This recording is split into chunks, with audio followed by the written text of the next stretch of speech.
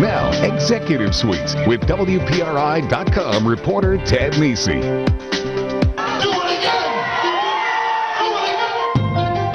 Public sector unions seem to make all the headlines in Rhode Island, while organized labor in the private sector often flies under the radar. Perhaps that's no wonder. Recent data show 2/3 of government workers in Rhode Island belong to a union, while a mere 16% of private sector employees have labor ties. Nationally, organized labor is on the ropes, with membership on a steady decline for decades. But what's the story locally? This week on Executive Suite, a Labor Day weekend roundtable on the present and future of organized labor in Rhode Island. Welcome to Executive Suite. I'm Ted Nesi. This Labor Day weekend, we're going to have a roundtable focusing on unions in Rhode Island's private sector. And I want to thank my guests joining me on the panel. Jenna Carlin, she's an organizer with Unite Here, Local 217. Scott Duhamel, he's Secretary-Treasurer of the Rhode Island Building and Construction Trades Council. Patrick Quinn, Executive Vice President of SEIU Local 1199, and Josie Shagwert, she's Executive Director of Fuerza Laboral, which means power of workers, and we'll discuss more about what that is as we get into the show. So I want to start off, just get viewers at home familiar with who each of you represent and who you work for. So I'll just go around the table, starting with Jenna. Sure. Unite Here Local 217, we represent about 3,000 workers, 1,500 approximately in Rhode Island.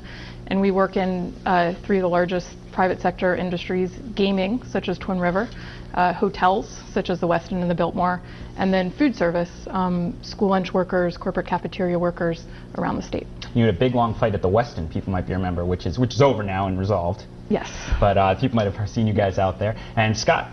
Yes, I'm the business representative of the Painters Union. That's my job, but I'm also the Secretary-Treasurer of the Rhode Island Building and Construction Trades, which represents over 8,000 unionized construction workers, which means plumbers, iron workers, carpenters, painters, glazers, etc.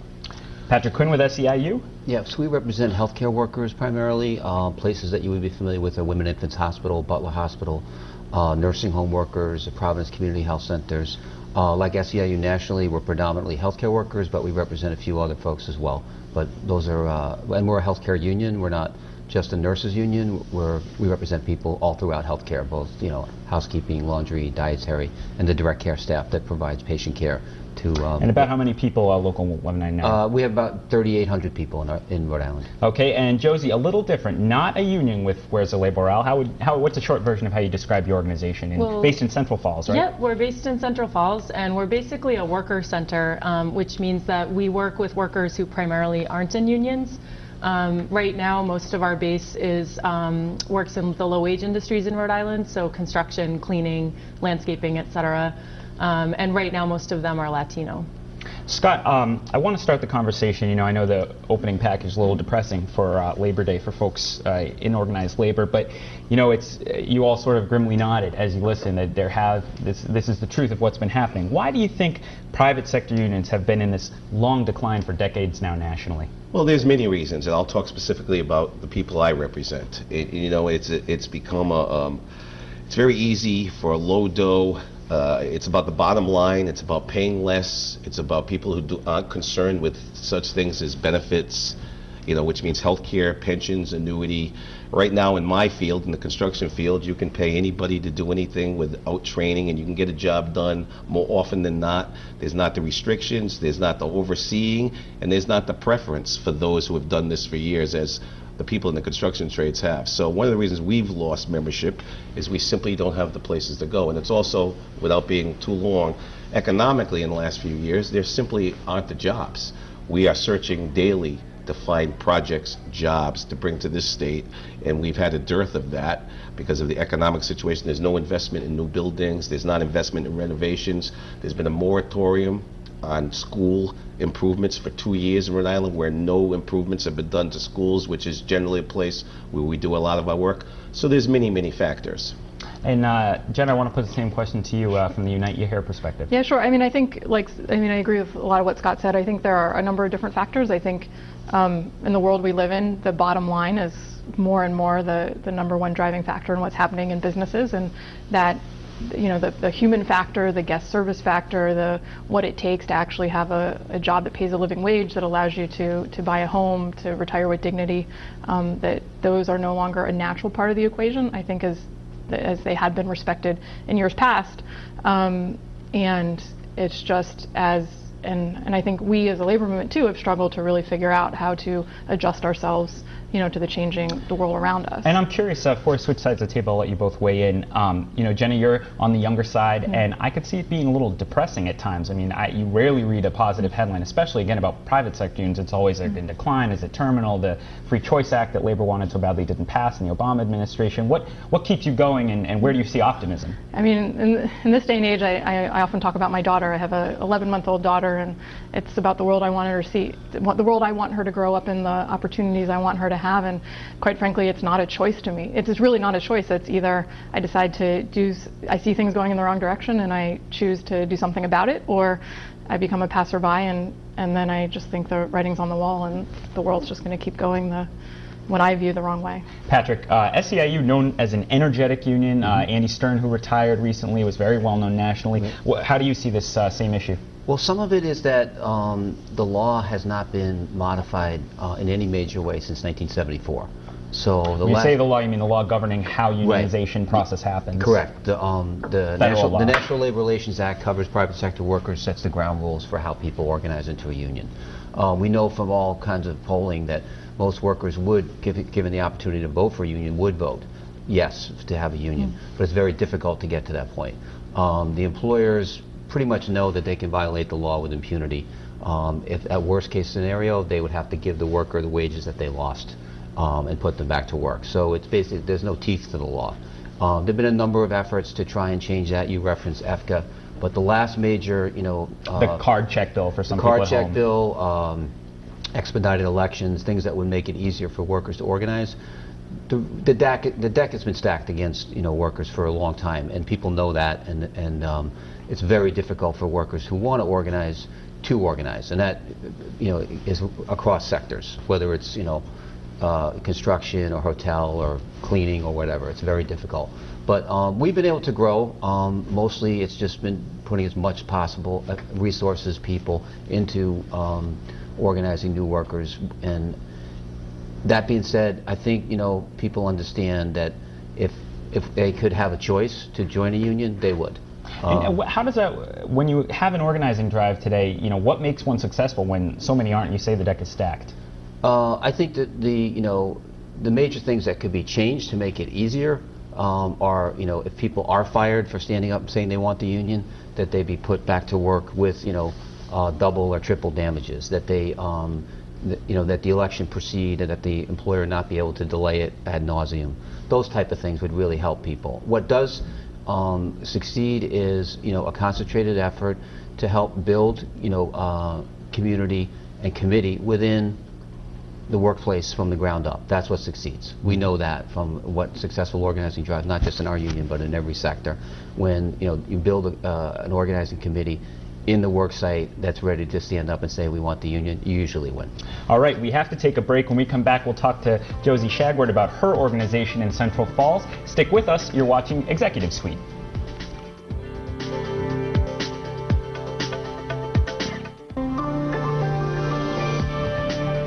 Welcome back to Executive Suite. I'm Ted Nisi. This week, a Labor Day weekend roundtable on labor. And to introduce my guests again, we have Jenna Carlin of Unite Here, Local 217, Scott Duhamel of the Rhode Island Building and Construction Trades Council, Patrick Quinn of SEIU Local 1199, and Josie Shagwart of Fuerza Laboral in Central Falls. And I want to stay with you there, Josie, because this is interesting. This was brought up to me by someone when I was researching this show, and they said you should have Fuerza Laboral on because it's not a union, but we work together, and it's an interesting model. So what is your organization? What do you do? How's it like a union? How isn't it? Well, first of all, thanks for including us. We work in tandem with a lot of unions, and as a worker center, what we do is basically organize workers who are not currently part of unions for the most part and deal with the issues that they're facing at work. Right now, for most of our members, the issues that they're seeing are what we call wage theft, which is employers who are unscrupulous, circumventing laws knowingly, and not paying minimum wage, overtime, sometimes not paying at all in the worst cases. They can do this because a lot of the laws, especially in Rhode Island, were pretty weak up until now. And I might mention that in a second, that we had a big victory from working in tandem and in partnership with unions around that. Another issue we see a lot with our workers is issues of safety at work. There's even mortality. There was a worker who died this year at the Senesco Boatyard in Quonset.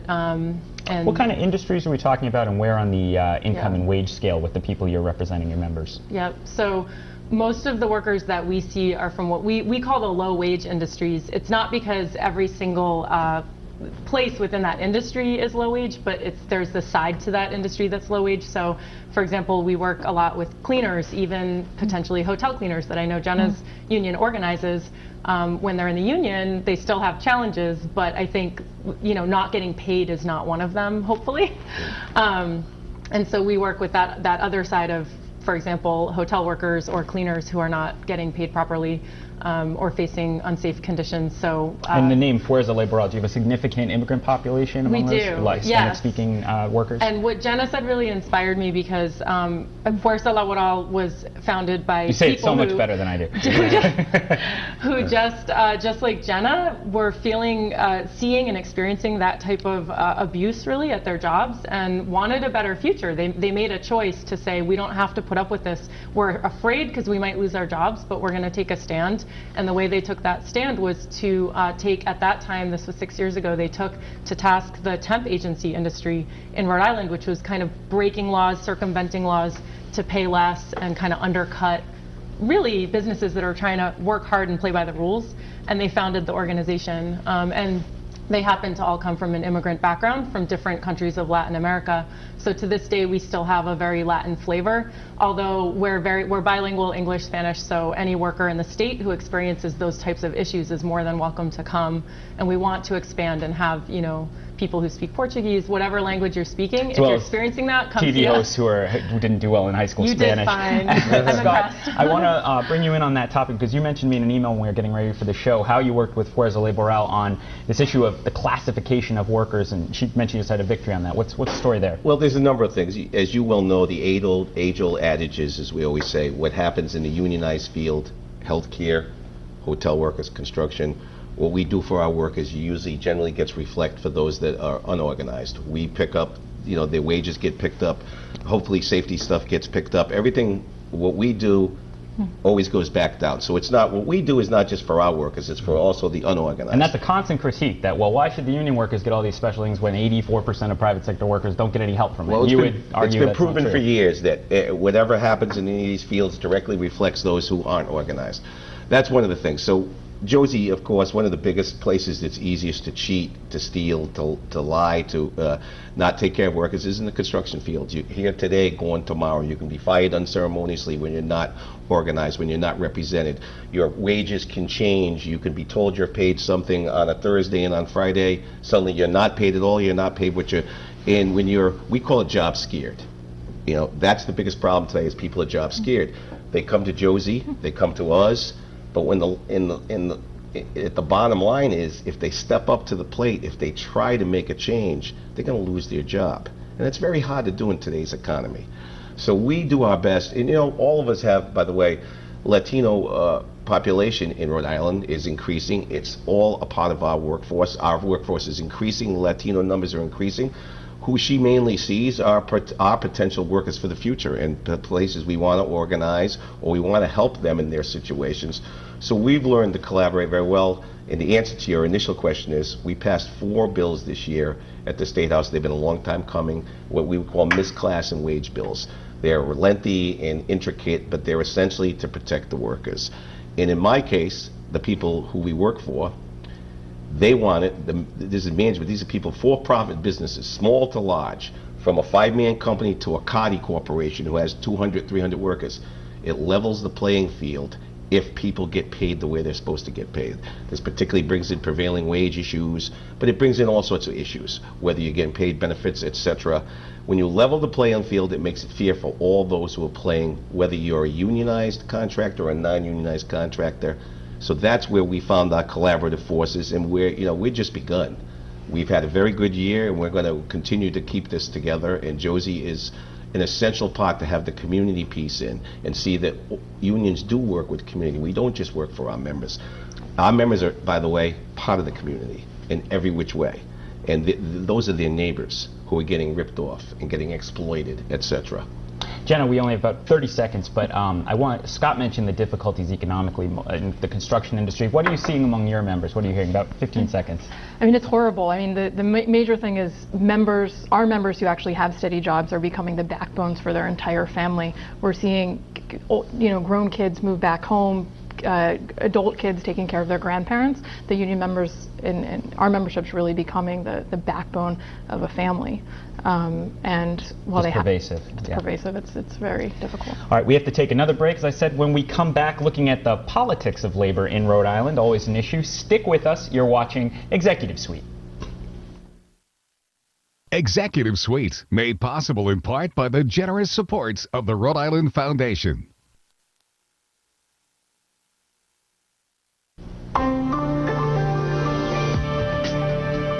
Welcome back to Executive Suite. I'm Ted Nisi. This week, a Labor Day roundtable with Jenna Carlin of Unite Here Local 217, Scott Duhamel of the Rhode Island Building and Construction Trades Council, Patrick Quinn of SEIU Local 1199, and Josie Shagwart of Fuerza Laboral in Central Falls. Patrick, we were talking off air about the pension law that passed last November statewide, and I was told repeatedly during it, we might see a split, private sector labor, maybe they'll back it. But in the end, the union movement in Rhode Island was altogether opposed to the way it was done and what happened. SEIU has people who work in government. Explain how that... Both here in Rhode Island and nationally, we are both public sector workers and private sector workers.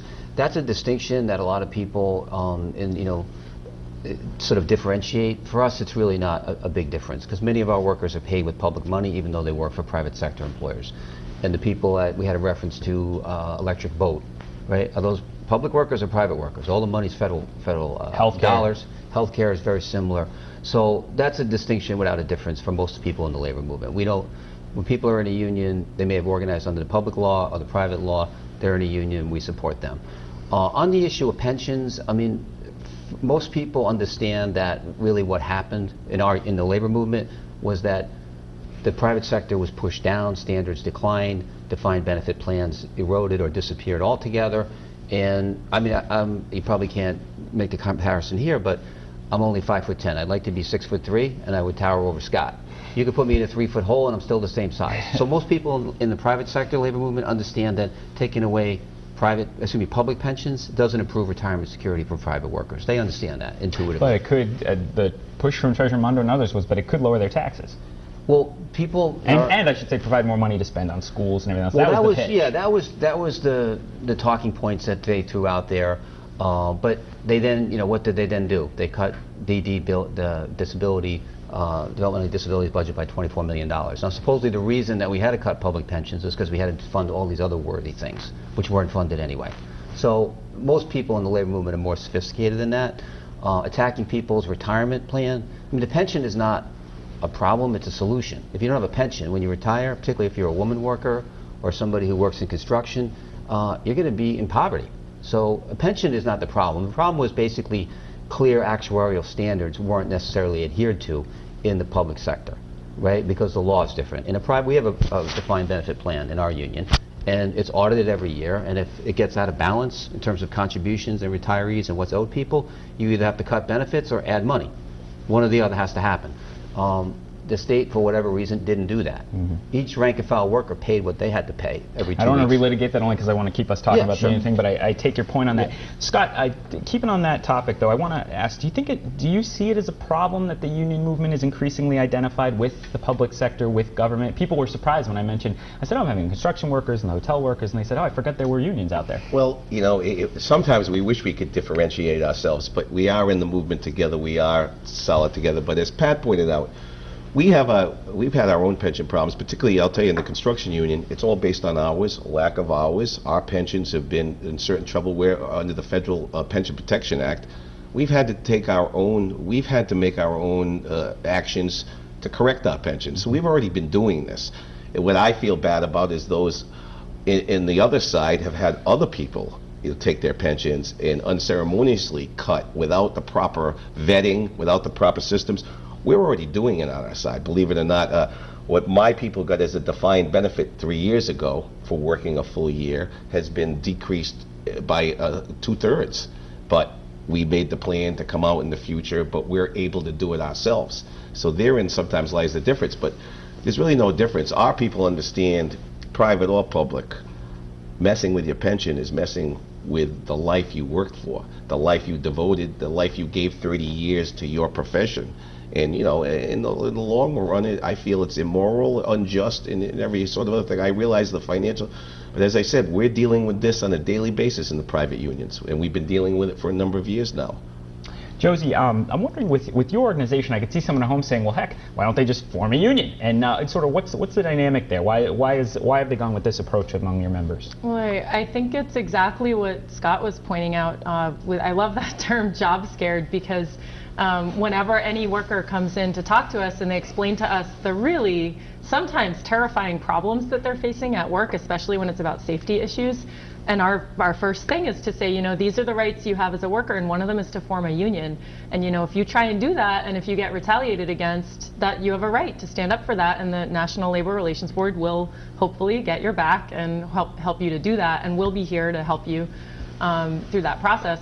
And the first thing they'll always say is, no, I'm too scared. I didn't realize that I'd have to stick my neck out. I just wanted this problem to go away, which is understandable. I mean, the interesting thing is that sometimes those same workers will go back to work, continue to experience those problems, or get another job with worse problems, and then come back to us and then be ready to organize. Not necessarily a union, sometimes just organize in the short term, let's just solve this one problem, at work. And so we're there to help them do that if they want to do that. We're running low on time. I want to go around the table once before we go to ask if there was one thing that could be changed, perhaps in public policy, that you think would be most beneficial that you could ask for if you're making an ask to a state leader, what you would ask for. I'll start with Pat.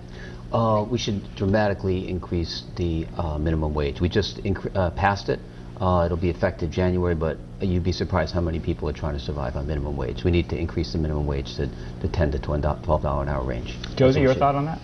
I agree with that, and I also think we need to start getting some enforcement, especially from the Attorney General's office, on the laws that just got improved in Rhode Island that Scott mentioned, where employers who are not properly paying workers, meaning not paying minimum wage or overtime or paying at all, now they pay higher penalties, but they won't do that if there's no enforcement. Scott? I don't want to say what Josie said, so let me say this. There's 3 important bond issues next year, among many. That's the Veterans Home in Bristol, $50 million for Rick. Go quick, you're going to take Dennis down. And pass them, right? Yeah, pass them. Pass them all. Pass them all. To you. Well, I think I'd add a different perspective, which I actually think I want politicians to break the misconception of unions. Unions are the teachers who taught your kid, the police officers who take care of you, the housekeeper who's cleaning your hotel room. And I want politicians to help spread that, to be out positively talking about unions. I think the #1 thing President Obama could do is say, join a union. Unions are good. All right, that's all the time we have. I want to thank you for joining me this week on Executive Suite. Happy Labor Day. Great.